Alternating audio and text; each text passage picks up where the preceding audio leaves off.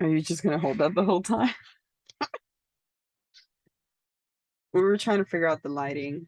And being in an RV, there's not a lot of lighting, and these don't create good lighting. So, We just spent 5 minutes looking at lighting options, and and it didn't work.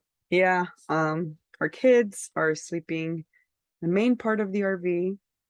There's a door that separates us from them. And there is one child in our bed. You can see her furry head right there. So we're just gonna make this work. So we had started and we are ready for bed. These are my pajamas.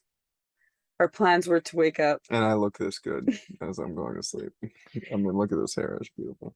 We had plans of waking up early and doing this at like 5 a.m., but we both drank coffee at like 9 p.m. and our kids are asleep. And that's a big part of what keeps us from doing these on time, because we have a child that wakes up really early and then we have a child who falls asleep really late. And typically that means we pass out with the last child. And then when we wake up to do something, our early bird wakes up with us. So leaves very limited time to do these things by ourselves. Yeah, I gave her an option. I said it's either sex or a podcast. What do you want right now? I don't think that's how it went. I was like, we're doing this now because I don't want to set an alarm for 3 hours from now. Yeah, It's like 2 a.m. right now. All right. So we're gonna make this happen.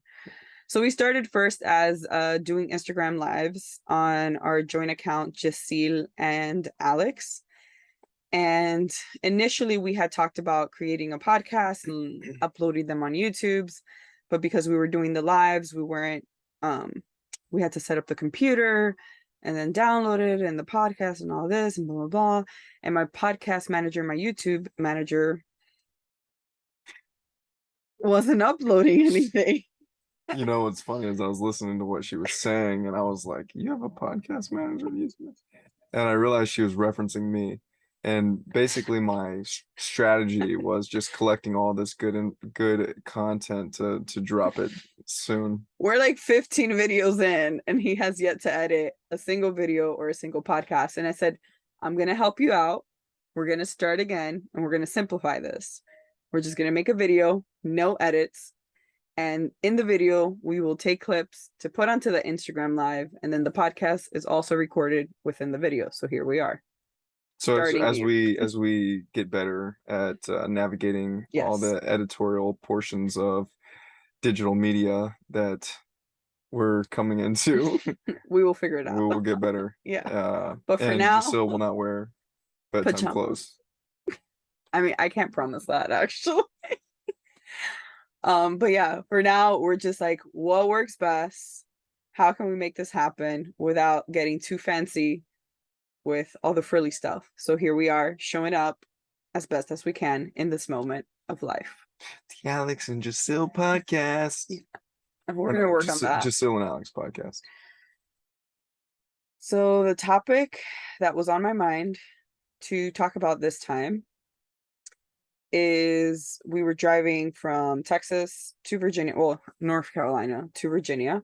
And we started talking about something that came into my awareness as far as, you know, I hear in the community or the people I follow a lot about the matriarch rising or the feminine rising. And one thing that I heard Aubrey Marcus said on a podcast that I really liked. I'm sorry, there's like weird sounds coming from RV right now. Is it raining or windy? Maybe a little windy. Okay. And I was like, it sounds like somebody was crawling on the roof right now. If I have to run away. So anyway, I'll be back. He said, the feminine rising is not just in women, it's also in the men. It's the feminine rising in all of us. And I said, I really like that quote because I've been part of communities where, it's all about fuck the patriarchy and, the patriarchies was got women stuck and like basically in a hole and all this stuff and blah, blah, blah. And I'm not saying that any of that is incorrect, but my point to him was, a lot of these women are now taking the scales and wanting to tip them completely to the opposite spectrum. And I said, with anything in life, it's not about okay, there was enough of this, now let's throw in a whole load of that. It's about finding the balance within both. And I said, and that comes within ourselves, in our relationships, and as a universe, it's about finding the balance. And I said, and this is just my belief, and you can say, oh, you're absolutely wrong, but I don't believe that any community ran by just one is ever going to find that balance. So for instance, we take males completely out of the equation, and now we run everything from like a female perspective and by females, and all of a sudden now we have what we want.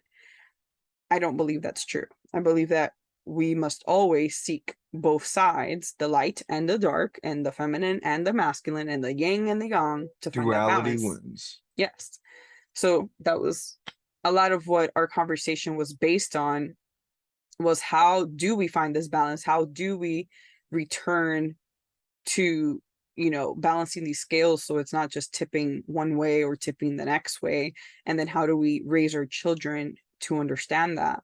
And that got a lot into the conversations of like the people we know who were raised by very strong women and women in power, and what effect that had on them as men, as boys, and what that did with their relationships with the females in their lives, and then how they grew into partners and fathers, and what does that look like now that they're older, that they can look back on their lives and realize what that all meant to be raised by someone like that or in that way. Yeah, no, as she was talking about that and the RV, a few things came up for me, just to kind of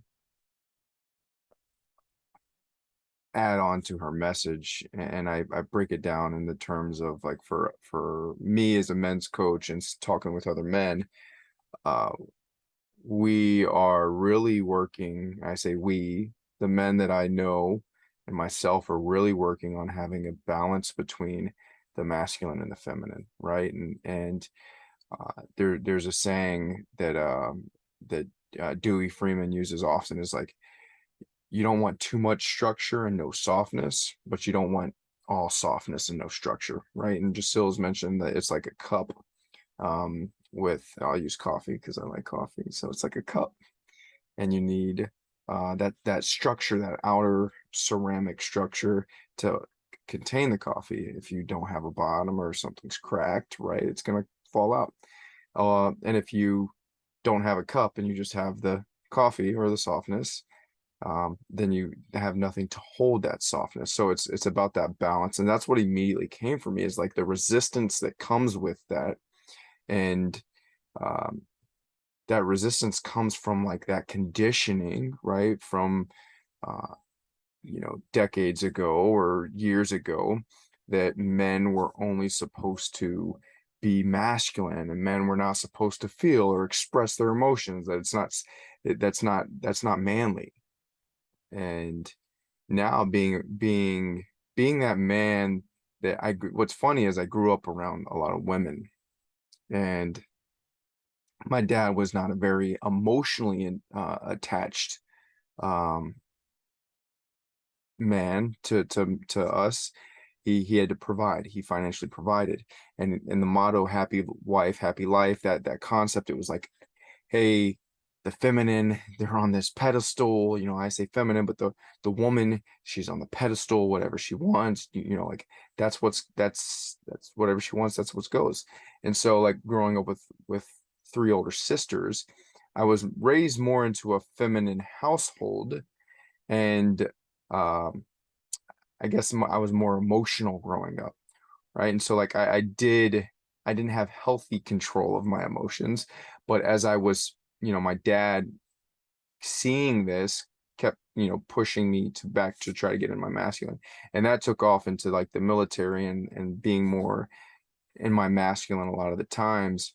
And now, like, the resistance to go back to the flow or the feminine, um, I don't see a lot of negativity. There's been negativity surrounded by that, but I actually think that there's a lot of positivity in that, and being able to be in touch with our feminine, because that feminine energy is a really driving force to our creativity, into how we show up in the world, And uh, receive. and receive. You got very long-winded there, and I almost lost my thought. You'll see with Alex that's common. Yeah. But yeah, a lot of the conversation also stemmed from, our own dynamic and what we're currently experiencing as a couple, of where he was the provider and that is what he did for many years and I didn't, you know, in a sense I didn't like that. I suffered. I did not enjoy just being the stay-at-home mom because I always saw myself as an independent woman. I wanted to do my own things. I wanted to make my own money. And now, the sense of flipping the scales of like, okay, now I want to be the one doing that. And because I've lived the other side of that, I understand the importance of not pushing him into the role of just being a stay-at-home parent and not living out his passions and his dreams and his purpose, because I know what that did to me as a person. I lost myself. I forgot who I was, and I wasn't happy for a very long time. And in a sense, I couldn't point. I didn't know at the time where my unhappiness stemmed from, because I also justified that what I was doing was the right thing. I was raising my kids. I was being at home. I was taking care of the house. I was being a wife. This is what I was meant to do. And we don't only come here to do one thing. We don't only come here to, raise our kids and nothing else. We all have a purpose. We all have a bigger, higher power, as souls. We all come here to fulfill that purpose in our life. And I truly believe that as much as I have a purpose, so does he. And by no means does that mean, oh, well, you did it for 10 years. So now, it's my turn to, in a sense, take over the home stuff and you now take off. And that's what I tell him. As much as I know that would be the easy way out, in a sense of, basically blaming and demanding, like, well, I had to do it. Now it's your turn. I also recognize and I am aware of where did that take me? Who did I become because I sacrificed so much of myself? And if he truly did want to just stay home with the kids too, then yeah, I would be like, absolutely, do what makes you happy. But I know that that will not fulfill him completely as a Yeah. person, as an individual. I want to add on to that too, is like I've tried that in the last few, like months as Yeah, there was we a time period I worked and he stayed at home with the kids. and there's a lot that came up for me in the sense of like I've a lot of sadness because of how when I was in that situation of providing, I never opened up to see the other side and to see what I was putting her through, because when I through that during that time period, and even like as we've moved into the RV and we've traveled, and she's wanted to step into her work, and I've tried to like, okay, I'm going to fully support like uh, I know that I can get there. It's so hard stepping like making that full blown transition, because when I've done that, I'm missing that like purpose. Like I'm feeling like this is not. I said, lack for a better word, this is not what I'm here for, and I don't mean that like literally. It's just like I know there's more to life than I know that like like for men, right? Like we're mission driven. We're like it's our purpose in life, and I'm not saying women don't have that, but like in all the books that I've read and the men that I talk to, our gift to the world, our mission is like our main priority. Like that's something that's big to us. And so for me, as I've started to do this work, and understand a lot of the things that have gone on in my life and turning my pain into my power, my personal power, I've realized that like um you know the traditionalism surrounded by relationships from from the early days of like the man goes out and he provides and he's in the fields and he's working or he's in the factories, and the woman's at home and she's cooking, she's cleaning, she's child rearing, like she's doing everything, and the man comes home and food's on the table and everything. Like that's not there anymore. That's not the relational landscape. And you know there's many men out there that are having a hard time waking up to that. But I can say, just from a personal perspective, like our relationship has been so much deeper now when leaning into that with curiosity. Like it was scary as hell, like to start, you know. Yeah. There's like a lot of things to talk about, to reframe in our mind the way we saw them, the way we thought about them, and discussions that in the past, we couldn't have them because they would turn into arguments because we lacked the language and the level of communication to be able to talk about them level-headed and to not go into blame and not go into projection. Because, a lot of times I can speak for ourselves, anytime we've had arguments is because I thought that I wasn't being understood fully. Like I'm saying this one thing, but that's not what's being received on the other side. And, you get the rebuttal and you just go back and forth, like trying to prove your point of, well, this is what I'm really trying to say. And when I look back at those arguments, neither of us were truly saying what we really wanted to say because we lacked the language, we lacked the tools to even communicate at a level to understand each other and to understand ourselves. And that has been a huge part of this is coming back inwards of like, what do I want? And how can I clearly communicate that without putting blame on the other person, without putting responsibility on the other person? And that's huge in today's day and age, is that so often we put that power, our own power, our responsibility onto another person. And I was just having this conversation today with some friends of, why do so many women often go to the hospital to birth their children? And I use that example because I've birthed 3 of my children at home by myself, by choice, not because I couldn't pay for medical or anything like that. We had full medical coverage. I could have gone to a hospital for free, everything covered, no problem. And it's because so many women are unable or unwanting to take the full responsibility of what happens if something goes wrong? What happens if my baby dies? Then you have no one to blame but yourself because you were the one who made that choice. You were the one at home, right? Versus you go to a hospital and granted, doctor does nothing different that you would have done at home, but now you can point the finger and say, well, it's your fault, doc. That's why my child died. And yes, that is a very extreme circumstance. And I also know women that this has happened to, where they birth at home and their babies do not live. And that is, for me, that was a question that I had to sit with when I chose to birth my first child at home. Well, my second child, but my first home birth was, if anything were to go wrong, can I sit with that decision? Can I be with that choice that it may go wrong? And my answer was yes. And very quickly, I didn't have to ponder on it for very long because I also had the innate knowing and trust in myself, in my body, in my baby, that everything will be fine and that everything will work out the way it should work out. So I went ahead and had 3 of my kids at home. But once again, so many people, humans, do not want to take full responsibility for their lives. They say they say they're responsible, but the moment they're turning around, blaming someone. I really hate my job. Why does my boss this? Why does the traffic or this? Everything is to blame. And it's like, at what point do we just sit and allow and accept that we're exactly where we need to be? And that's not saying that I don't have those thoughts too sometimes, that I don't struggle within this in myself. Another big aspect of this conversation that we were having when it comes back to, tipping of the scales is, I believe that as souls, we have lived many lives in many different bodies.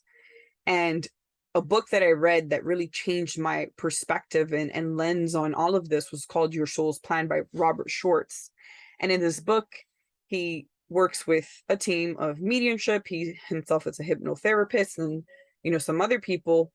And it's stories of people who have had difficult lives or situations happen to them. So like the suicide of a son, or they have a child in a wheelchair, or, a drug addict child, and they go to him seeking answers, seeking direction. And with this team, they're able to unravel and discover that many times, not many times, every time, we have always chosen the path that we're on. Before we come into these bodies, we make, the way I see it, it's kind of like a very a map, and you have points, but within those points, when you come into this body, there's free will. You know, yes, you have planned this trajectory where you want to get, and you also have free will to deviate from that plan at any moment. But there's certain points and certain things in this life that you will experience no matter what, because they have to be experienced to you, for you to have the expansion and the transformation that you need in this life. So my question to those people who have this thought process of, because the patriarchy is this horrible thing, now we must swing to the other side, is, how do you know that you weren't the other side in another life? How do you know that the reason that you're experiencing what you're experiencing in this body right now, in this moment, isn't because you were the oppressor at one point, that you were the one doing this to other people, and that now you're just in a different body to experience the other side of the scale, so you can gain that bigger, larger understanding of what it really means to be one. It goes back to that conversation that, like, the being a believer of like duality, right? And like with the light, this is the dark, Yep. the yin, the yang, like masculine, feminine, like everything, right? Like and reincarnating into that opposite of what you Yeah. were, and really getting the full spectrum of, And you know, like they say, to be able to experience joy, well, we also need to know what sadness is. To be able to experience happiness, well, we also need to know what anger is. Because if we don't have an anchoring point, something to show us that the opposite is also true, then we can never know the extremes or what's in between or anything. If everything were the same and monotone and there is no, you know, change, it's like, well, how do we know what the opposite is? And yes, we can swing to the other side. And at the end of the day, do you want to be happy all the time? Do you want to be sad all the time?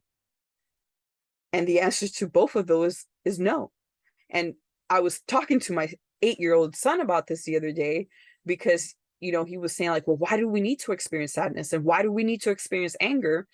And he has been to a funeral home with us, and he recalls this um, moment. And I asked him, would you want to be laughing and happy at this funeral home? And he's like, no. And I said, and this is why either extreme is never the answer. There has to be a balance, and we need to know when we need to go either way, according to our situation, according where we are in our life. But as the grand scheme of things, even in nature, we see that there is always the balance. Was watching a documentary this week, and it explained this balance in a beautiful way. And I've always been a junkie for the nature documentaries and shows. And it was talking about Yellowstone National Park here in the United States of America. And it was saying how there was wolf pet.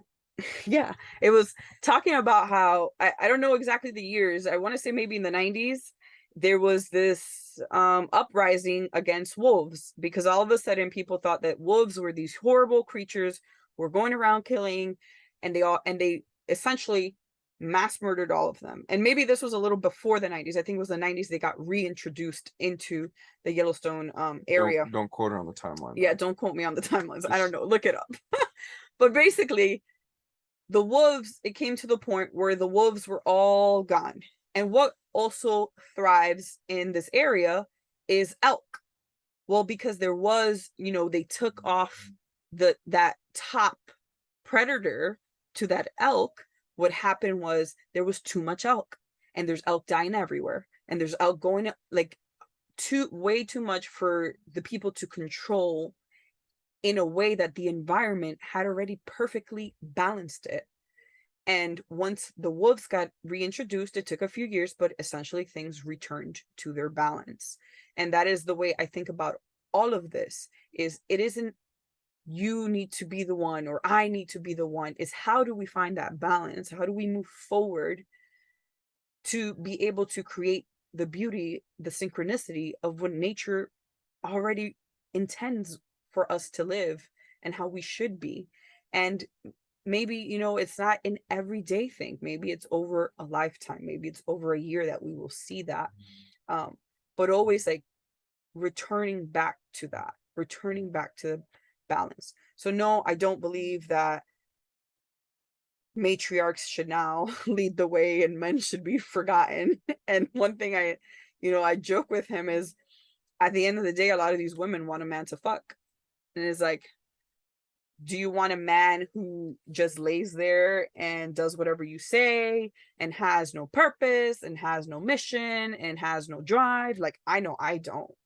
Like, Well, I know I they don't. there's a lot of people out there that like that initially, but it does Yes. get old, right? Yes. Where a man doesn't stand up for himself. I say stand up for himself, but voice what he wants in the world. Where it's always just like whatever you want, babe, Yep. or hey, you decide. After a while, and that's just not men, that's like women as well. Like Yeah. if I like consistently have to always be in my masculine, like and I say this because like I think it's important that it goes back to the balance that we're talking about. We're not just talking about balance in women, I'm talking about balance in men too, with masculine and feminine. Like there's so much benefit to be able to, be in your masculine and your feminine at the same time. But women don't want a man that's always like whatever you want, babe. Right? They want a man that is clear and articulate in what they want and their needs and their desires. And that took me 8, 9 years to realize, because a lot of men and women are being conditioned of that were being conditioned. That's how the relationship space was. And my last wolf pack story, because this part of this documentary also touched me and really spoke to me about what it means to be in this synchronicity, what it means to be within this balance. So within as these people watched these wolves, they gave them numbers. They didn't want to give them names because they didn't want to humanize the wolves. They started observing their behaviors and they did track them. And one of the biggest packs that ever came to be, I think they ran 37 wolves deep, which is not common. Typically they're more the 10s, the 15s. She's a wolf expert. No, I've watched a few documentaries, but I'm not a wolf She expert. did stay at a Holiday Inn Express last night. And another thing about them is, on average, they live about 5 years before they die. Well, mostly they get killed. But there was this couple, male and female, and they got to reign for 5 years together. So almost till they were like 7. And I think the female eventually died. She got killed by a pack of wolves around 8. And then the male, almost turning 9, climbed the top of the mountain, died by themselves. And I think till this day, they have never heard of a wolf die that way. Like in his sleep, climbed the top of the mountain and died. The big part about their story is he used to be with another wolf, 40, and we'll call him 40 is the female wolf. And then there was a male wolf, I forgot his name, his number. But anyway, the male wolf, and the female wolf was super aggressive. And she used to go around and always pick on this other female, 42. And she used to beat her up constantly, never knowing why. 42 was very submissive, never fought back, etc., etc. Well, one morning, the rangers get a call that there's a wolf that can barely walk on the side of the road. They come check it out. It's 40, the aggressive wolf that always used to pick on 42. And they confirmed that it was a wolf attack because she had wolf bites all over her. They load her onto the truck. She dies right after they load her onto the truck. Later, they find 42 who had pups, and what they assume is that 40 went into 42's den, tried to attack her while she had pups, and a whole group of females attacked her and essentially brought her to her death. So 42, now alive and well without her bully around, grabs all her puppies, takes it to 40's den, now with the alpha male of this wolf pack, and she ends up raising her puppies and 42's puppies. And within that year, out of the 23 pups that they had, 21 survived, which was an extreme rate for a wolf pack at the time. And so what? I was gonna say, how does this come with masculine, like the balance of So they come to talk later that he was really good at hunting and bringing food to the table, and her job was to bring everyone together and gather, and that she was really good at her direction, and she was really good at bringing everyone together. And they were able to reign for 5 years and grow their wolf pack for 37 to 37 wolves because of the balance that they brought together as a team. It wasn't because when he had his last partner who was aggressive and crazy and did all she did, because she was such a strong matriarch, now their kingdom took off. That wasn't what brought this wolf pack to their beautiful large balance. And that is always like, whenever I question these things, I always go back to, what's nature doing? What are animals doing? Like, what is everything around us doing? Like, what does balance look like in things that are untouched, that are not directed by human thought? Because that's really what brings us out of sync so much, is when we get into the mind, and we get into the mind of thinking of what happened to us in the past, on when I trusted in this is what happened. When I believed in this person, this is what happened. And every time we come back to our mind that it's all different, we can both be in the same room experiencing the same exact thing, and both of us will tell you completely different stories. And that is because we cannot trust the mind, because the mind creates its own reality. But the body, what we feel, what we know to be true within us, can never lie. But once we bring it up here and we try to start rationalizing and thinking and thinking and thinking, it gets distorted. There's too much up there for us to come to a clear thought of what actually happened in this moment, what really, occurred, and how should we see this moving forward. And that's my how this ties back into the masculine and the feminine is, once he found the partner who can complement him, they were able to rise into that power. And as we know, there's nothing that we can do completely alone in this world. I mean, to create babies, you need the other, Yeah, you need side. me. Yeah, you need me. And together we're able to create life. I'm being funny.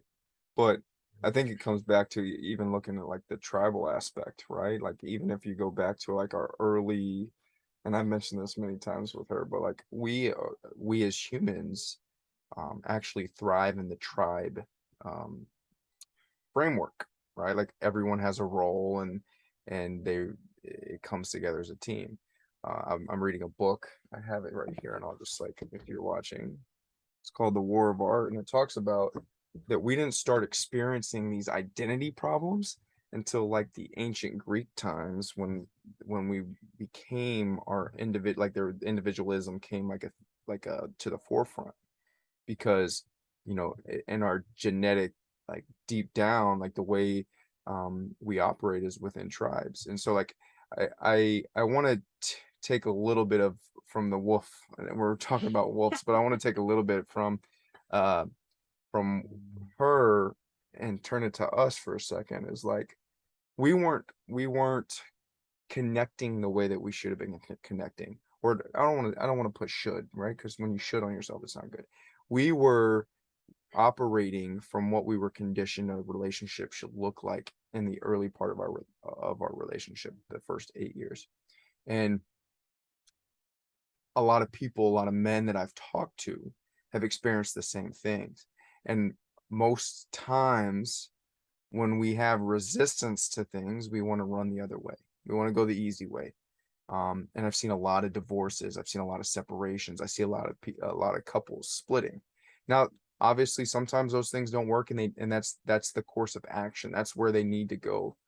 But where there's resistance, there's growth, and leaning into that growth, because the resistance is really masking fear. And for me, speaking on my situation alone, my fear was being connected to myself, right? Like I lived in this construct of someone telling me where to be, when to be there, what I needed to have on. Like, the military told me everything, and told me how to lead people, and told me, like, hey, this is what you're going to do within the black and white. And my fear was to connect with myself and what I wanted as a man, and voicing that to Jasil. And because I was always told that my opinion didn't matter. And so where I'm going with this is that even, you know, in relationships where it's not hitting off right away, there is the ability to consciously connect and grow together, grow individually. That, you know, you pour into that one cup. You have, it's the three cup aspect in a relationship, right? You have your cup, she has her cup, or if it's a he, she, like you have your cup, and then you pour into the relationship cup. But it doesn't go where you can pour into the relationship cup and then it fills down into your cup. You have to fill your cup. And I think that that when you make that conscious intention for yourself to connect with yourself and start to live in your authenticity, it betters your relationship. And the roles are not linear, right? Mm-mm. It goes back and forth. Like for the first 10 years of our marriage, I was in the military and I provided, right? And now we're like adjusting to where she's the money maker, right? She is providing for the family right now. And I am guiding, you know, bushwhacking my way through the fields trying to find my path. And she is as well. And so it's I think that's I with all that long-windedness, it's more of like there is work involved with um I went blank there. Told you would do it I had again. a thought. I really did have I had a thought. Well, I'm gonna rewind it way back to where he touched on the tribes. So a book I read early on in my parenting journey, and this came across to me. I was on an airplane going to Virginia to visit my sister, and she lived in Roanoke, Vinton, something like that, or Staunton, however they say it, in Virginia at the time. And I was gonna go see her, and this mom, I believe she was in front of me, and she had some small children with her. I think two, three at the time. I only had one, Grayson. He was like 15 months. And we start talking, and she mentions this book, The Continuum Concept by John Leadoff. And I get it right away because it sounded very interesting around like what I wanted to learn, how I wanted to raise my kids. And I read the book. And one thing that always struck to me, many things, but one of the things is that it was an American woman who went to live with tribes. I do not recall, I think somewhere in South America, and that there are tribes that exist still today, if they've been untouched by civilization, where children do not mourn the death of a family member the way we do. The reason being because these children are raised that all men are fathers and that all women are mothers. It isn't this, that's my dad, that's my mom. So when they die, now my life, I'm gonna suffer and life is over. And that really like stuck with me so deep because I said, imagine in a community so beautiful, so interconnected to where, and I'm not saying like we're at that point where like, yeah, our children are just not going to suffer, but where your child feels fully supported and loved by whoever is left behind to fill those shoes. And that your wife doesn't, or your partner doesn't need to go cry now and suffer because that's it. You know, like now I need to figure this out all on my own. And I'm not saying by any means like the world's going to move back to that, but that really like sat with me in a way of these people have been able to do this while the rest of us call ourselves civilized and advanced. These people have been able to create a place for their children, for their families to grow where there is no struggle, there is no challenges, there is no battle. And like another thing she talked about was there is no sense of competition. This competitiveness that we live in, that we must be better than the next, that we must be better than the last, that we must improve. And I'm not saying that internally we shouldn't have set goals for ourselves to want to improve and be better people, but this competitiveness that we put on our children from a young age to perform, to be better than that person, that's your enemy and you must, you know, be better than them so you can get the awards, so you can get the achievement. It's beyond me because at the end of the day, we're really just fighting with ourselves. So I'm like, instead of seeing the competition as outside of yourself, look within yourself. Where's somewhere that you can improve, that you can grow as a human, and stop looking at the next person as that's what I need to be better than. Because at the end of the day, we're all going to have different stories. We're all going to speak to different people. And the people who want to hear us, where our messages reach, are the ones that are going to come to us. I am not in a competition with any other woman in social media. Why? Because there's billions of us on earth, and everyone's going to find the message that's meant for them in whatever way, shape, or form. And maybe my message is for you for 6 months or a year or 2 years, and then you find the next person who's going to take you to the next level in your life. But my point is, no one remains in the same place their entire life. No one. Even if it's subtle changes, there's things that are going to change throughout our lives as our circumstance changes, as the people come in and out of our lives, as we grow older. Everything's going to change, and we're here to embrace those changes and grow with them. What are some things that you have done um to balance the masculine feminine inside of yourself? So I was very much in my masculine for much of my life and our marriage, because as he was gone mostly for work, and when he returned home, as he was in his masculine all day at work, he would come home and he's just like, yeah, he's like, I just want to relax. And he didn't make decisions like, hey, what do you want to eat? Whatever you want. Hey, where do you want to go? Whatever you want. Hey, what do you want to do? Whatever you want. There was no structure at all within Alex once he got It even home. was, I mean, I don't do it as much anymore, but like we go to a restaurant and I Oh asked yeah, the, he would tell the waiter like, I'd what's be, the best I said, dish? what's your favorite dish? Yeah. Pick it for me. And I'm like, how are you going to tell other people to pick what you're going to eat? I'm like, it's going inside of you. Like you should make a choice and like enjoy that.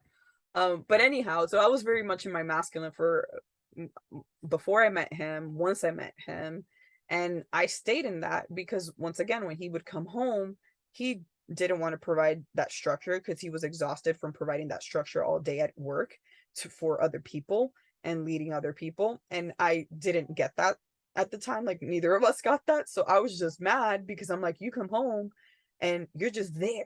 Like you're not even existing. Like you're just like this thing that I have to like drag around to our events, to our things, to my plans. Like he didn't want to plan anything at all. And as the years have gone by that have come more into like women's work and going to women's circles and starting, to come in my awareness of, the balancing of the roles of, you know, what are we supposed to be doing? What is it supposed to look like? I started taking a look within myself, like, okay, why is it that I'm so frustrated in my relationship? What is it that it's not working? And then for many years, what I did was constantly feeding him information, waiting for him to change and getting mad when he wasn't changing A and lot. and, and getting mad when he wasn't, doing the things and because I'm like, if you would just do this, like then things would just get I better. mean, she sent And me a lot of articles. Like I don't have these phones anymore, but like old phones, like I'm talking about. And I would start to read them and I just wasn't in the headspace. yeah, And like I remember and we've talked about this many times, but I remember when she was having this emotional relationship with this guy, like they were very deep and I kept asking her like, why can't like I was trying to force these conversations with her and I just wasn't there yet. Like I wasn't there because I was chasing something that I really thought at the time was what I wanted, but in reality it was not. Like in reality it was someone else's dream. And so like she sent me so much and I think that's the most important thing. And go I'll push this back to you because you're still answering my question, but like as a like in the relationship, like you have to do your work and like she had to do her work and I have to do my work, right? Like it's not like when she does her work it's contagious. Like it eventually like was like I was like, oh shit, like I need to do some work. I need to figure this out for myself.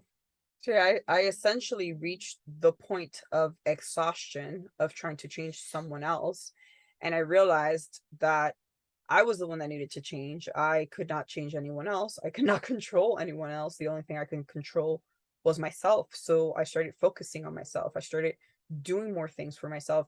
And this happened like in sprinkles first. And I would say it started in Italy where I like demanded I went and coached a swim team. You know, like I hadn't left the house in years or been away from the kids in years. And I was like, no, I'm going to go do this like for me. Like I need to go do this for me. And I just started asserting myself little by little throughout the years.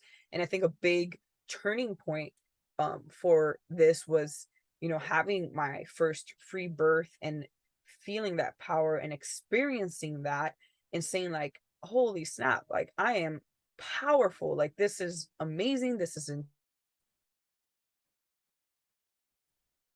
And we are back, and I'm by myself. Jasil went to go figure out what was going on. We cut out for a minute, wasn't my fault. but she was talking about. I'll take over for a second as she's figuring what's going on.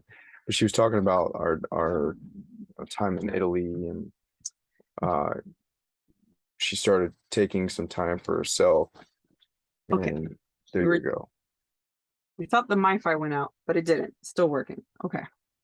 And it's charged. So we're good.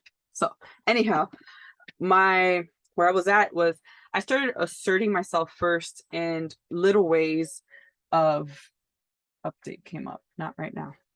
I started asserting myself in little ways and you know, sprinkling that throughout the years. And I mean, I didn't notice what I was doing at the time, but now, you know, looking back at the timelines and the way it was happening, that's what I begun to do.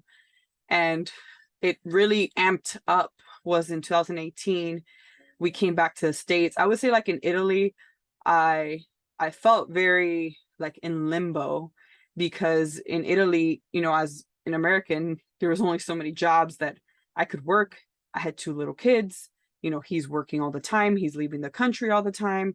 And I'm just like, where, like, if I had a job, like, where would I even leave my kids? And they're tiny, they're like breastfeeding, all this stuff. So I didn't feel like I could really make a move or do anything. Then I got pregnant with my third. We came back to the States a month before I gave birth. And it was during the time in this apartment, which I did start at that old, I had started yoga back like during my first child. And I think that was like my introduction to this different realm of like spirituality, of like going inwards, of I started becoming more aware of these terms, of these concepts, than just, you know, like living life of what most people do, like just go to work, work, you know, get old, retire, die kind of thing. So when we moved back to the States, I more focused on having an actual practice of like meditating, of waking up early, of finding the time to do these things for myself, to where before I always made the excuse of, well, I don't have the time, or I needed to wait for him to make the time. And then that was always another argument that we had about like if I left him the kids and they were screaming and crying and all of this. So I was like, I'm just gonna make it work with my kids. Like I need to do this for myself. And this was for you to like balance out your masculine feminine. Yes, because I knew that I had too much structure. So I was finding that softness within myself of like, where can I just like let go? Where can I relax? Because I was tense all the time from like controlling everything in my life. It was just like this tenseness, this exhaustion of wanting to control, and create this like, I was all structure, like no softness. So I guess the biggest like release once again, because I don't think there's ever one moment that we just like flip and change. And that's why I'm going into the backstory a bit, because it was like this build up to this point, but was when I started coming around other women and being in women only circles and listening to these other women talk and seeing how, you know, they were changing things in their life, that I started asking myself, like, could I do this? Like, am I possible of also doing this? And it took a long time, but one of those, I think the biggest, you know, point or fork in the road that kind of just like completely threw me into that was when we found out about our daughter Linabelle, who's now 4 years old, having a brain tumor. I was just, you know, I just kind of, she's there, little furry head there. I just reached this point in my life that I was very like, holy shit, what is important? What's not? What am I doing that I don't need to be doing? what can I let go of so I can fully be here present for my kids, for my life, for everything. And that was when I just started letting things go, like one by one. I was like, that doesn't serve me. I don't really want to do that. I don't want to do this. I don't want to do that. That's too much. Get that off my plate. And I really came into focus of how much I was doing throughout the years that I didn't need to do, all because I had the thought process of, if I don't do this, nobody else will. Like that was always my comeback to, was I need to do this because if I don't, nobody else will, and it's going to go undone. And then the second question to that, it's like, yes, that can be true, that it will go undone. And the second question is, does it really fucking matter? Does it really fucking matter? If the dishes don't get done at night, does it really matter? If the laundry doesn't get done for 2 weeks, does it really matter? You know, like all these things, does it really matter? Is somebody going to die? Is this going to cause some type of like upheaval? You know, and a lot of times the answer is like, no, everything's going to be fine. Like, no, everything's going to work out. And I started just letting things go one by one because I knew that I just could not wear all of the hats and deal with my current life situation. And once again, like slowly through that, just continuing my work, reading the books, doing the things, I continued to just let go and soften. And then one day the question of, what would it look like if I completely let go of all this control? Because I was still controlling certain things. And then we moved into a big house, and it was like this, I had never like not mopped my floors at least every like 2, 3 days. And then we move into this ginormous house after like living in this tiny apartment. And I just like stopped caring about certain chores. I said, you know what? As long as they get swept once every 2, 3 weeks, I don't care if it doesn't go get Well, mopped no, every day. they got And swept every day. It was mopped every not like. all the floors. No. Like when you think about like the secondary living room and like certain spaces, like even our bedroom, I remember when like month, 2 months, no sweeping, no mopping. And granted, like the house wasn't getting dirty, in like our house was long, so mostly like the front area where the yard was, like that got cleaned more, but like towards the back where people weren't really like carrying dirt and dust, it wasn't getting that dirty. It wasn't like we were living like pigs. But anyway, my point is, I before would have never been able to live with that in my mind, knowing like, oh, I didn't mop, or I didn't clean, or oh, I didn't do this, or I didn't wipe down this windowsill, or I didn't clean the couch, and I just started letting go of all of it, and it just felt good. And I started reframing that in my mind because I realized it wasn't mine. Like this is the way I was raised. I was raised that everything had to be spick span clean all the time, blah blah blah, all that stuff. And in letting go, I was able to create space for other things, for other thought processes, where before my only thought processes were the to-do list. What do I have to do today? What do I have to clean today? Who do I have to feed? You know, how's my day going to look? Like that was the only thought process I had. I spent some time like dreaming about the future and thinking, but the majority of the time my brain was caught up with to-do lists. And in letting go of those to-do lists, now I could imagine, I could think, I can dream, I can, you know, use my imagination for other things than just what do I have to clean and what do I have to cook and, you know, all these things. So once again, it was a very slow integration of letting in my feminine little by little, little by little, little by little.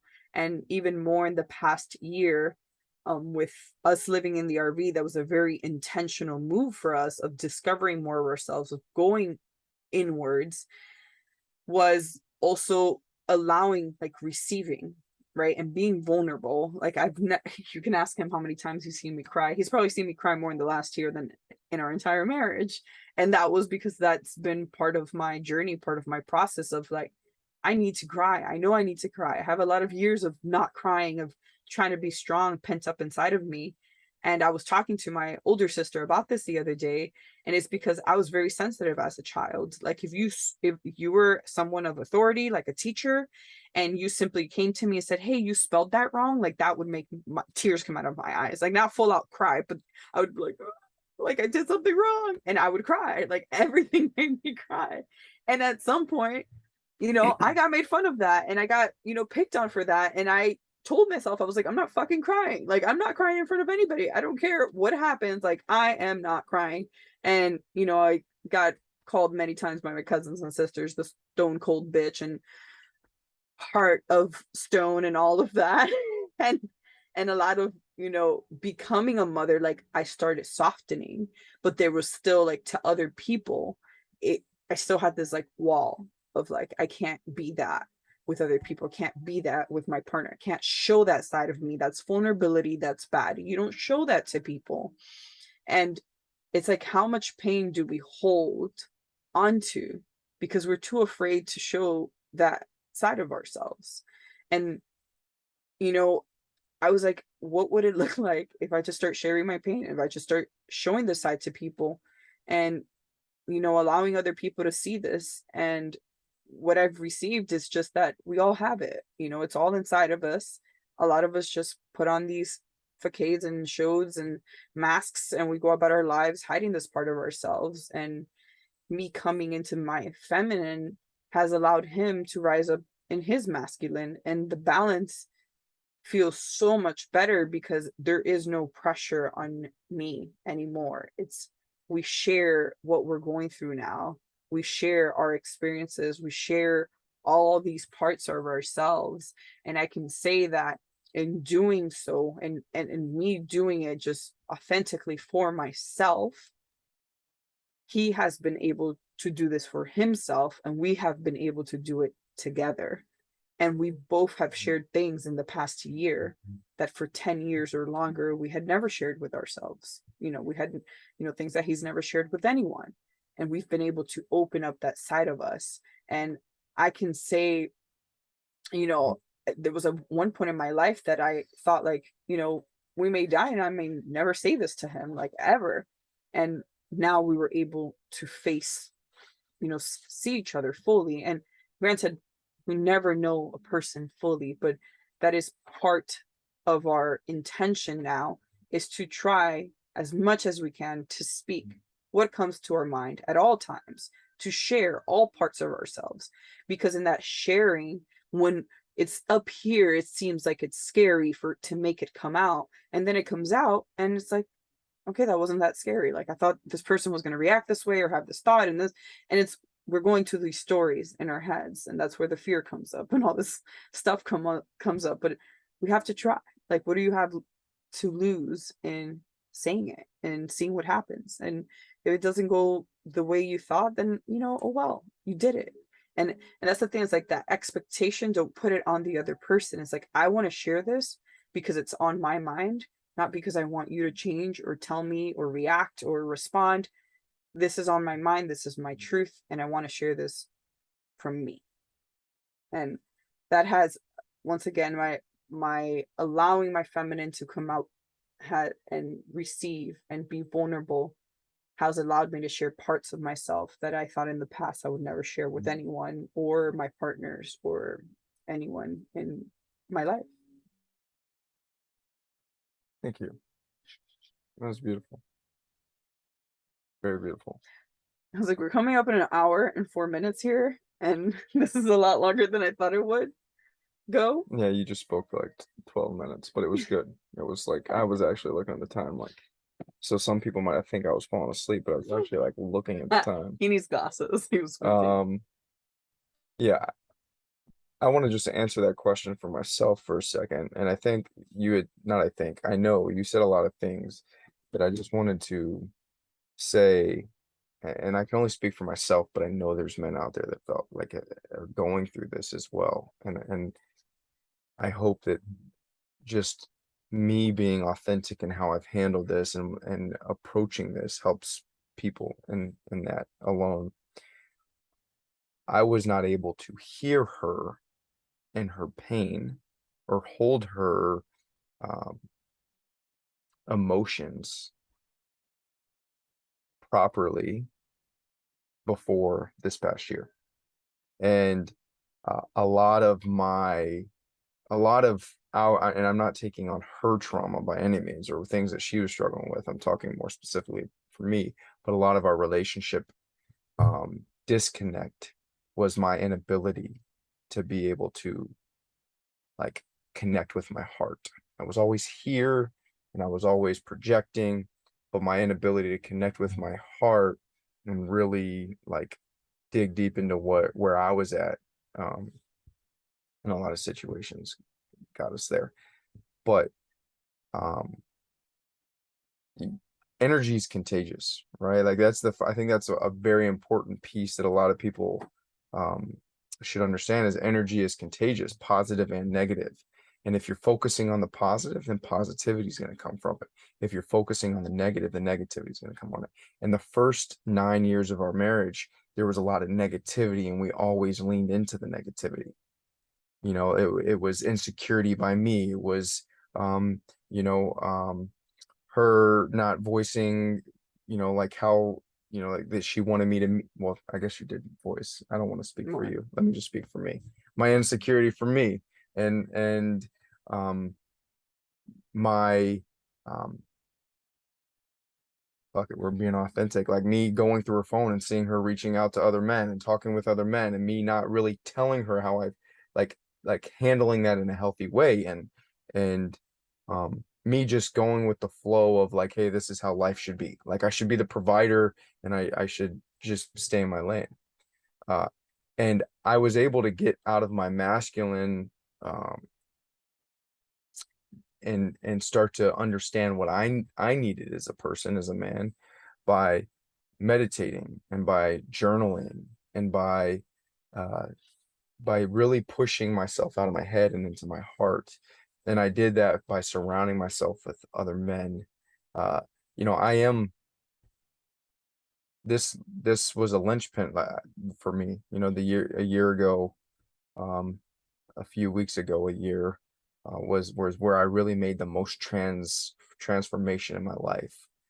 I knew that I needed to make these changes for myself because I knew I was miserable, but it took me really to be by myself to to make this transformation. And they say that with the light, you have to go in the dark. You really have to go in the dark and shine light on the dark to be able um, to really understand yourself. Like when you're by yourself, you really get into the depths of who you are, and that helps you open your ability to to grow with her, right? Or I say you, I statements here. I grow with her, and I've realized that now, leaning into all of that, we choose positivity 90% of the time.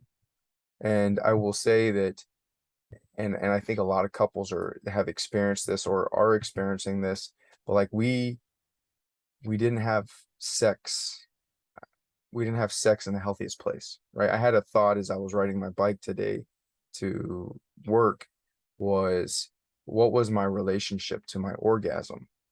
And I said this to a conversation we were having, and I didn't go in the depths, but this is a great opportunity is like my relationship to my orgasm as a man, right? The sexual energy, which is tied to the creative energy. My sexual energy was about controlling. It's about validation. It was about um, that I had a need, or not a need. Um, I felt like I was needed, right? And with that, I was focused on the negative side of the orgasm, of the control and the validation. That when she would get off, right? Like it wasn't a healthy. I mean, like she's getting off. I can't speak for her, but like it was a surface level, and it wasn't a healing.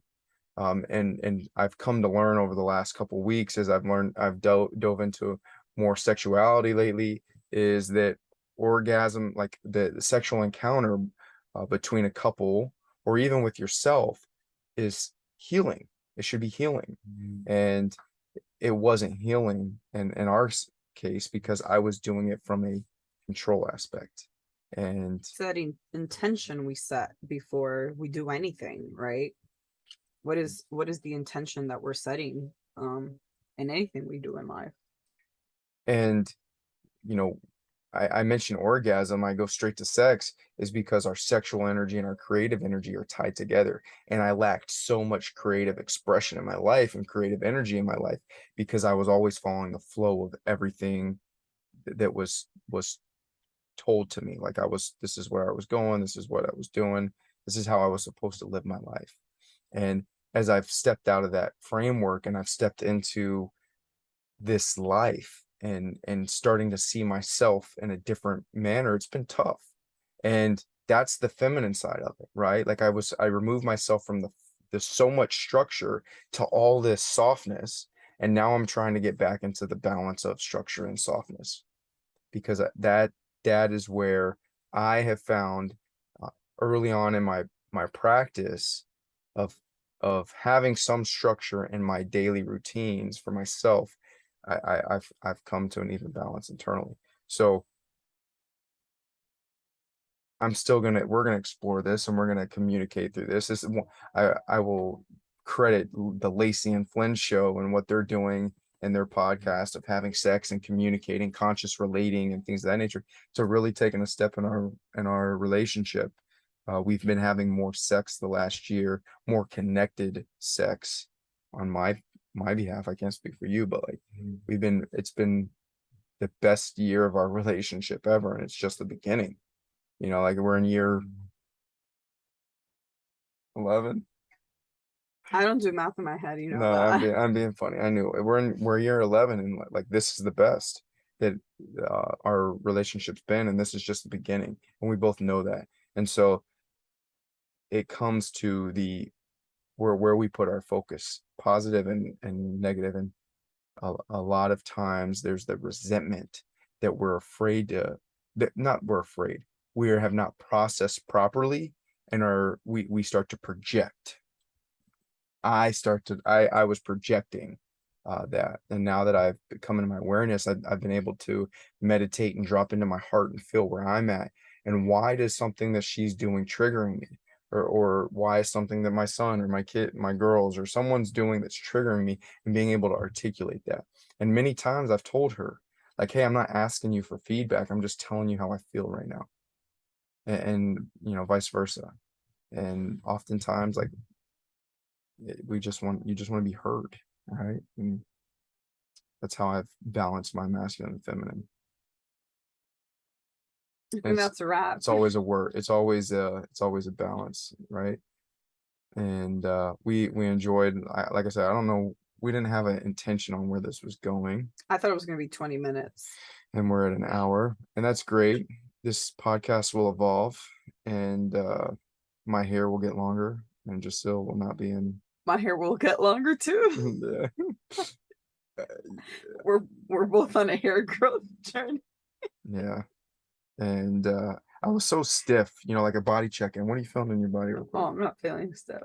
I want to stretch my legs up, but then they're like in the frame, so I've been keeping them down. But that's about it.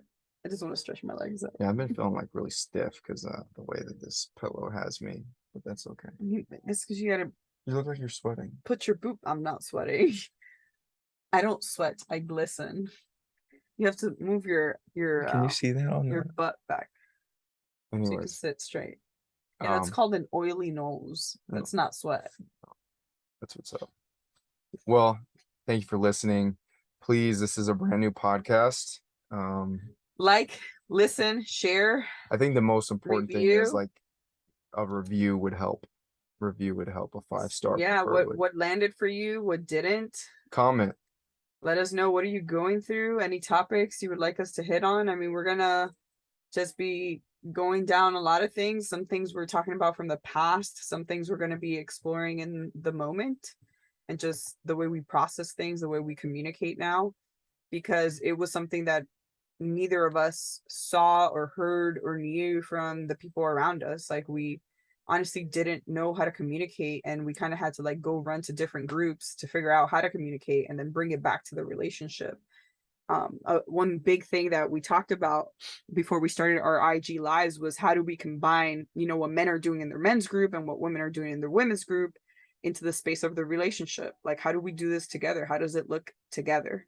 Because, there's the women only spaces, there's the men only spaces. Well, what does it look like when we bring it into the room, when we bring it back home? How do we integrate that within ourselves, within each other, within our families, with our children, living busy lives? So once again, it's just the realistic of what it looks like.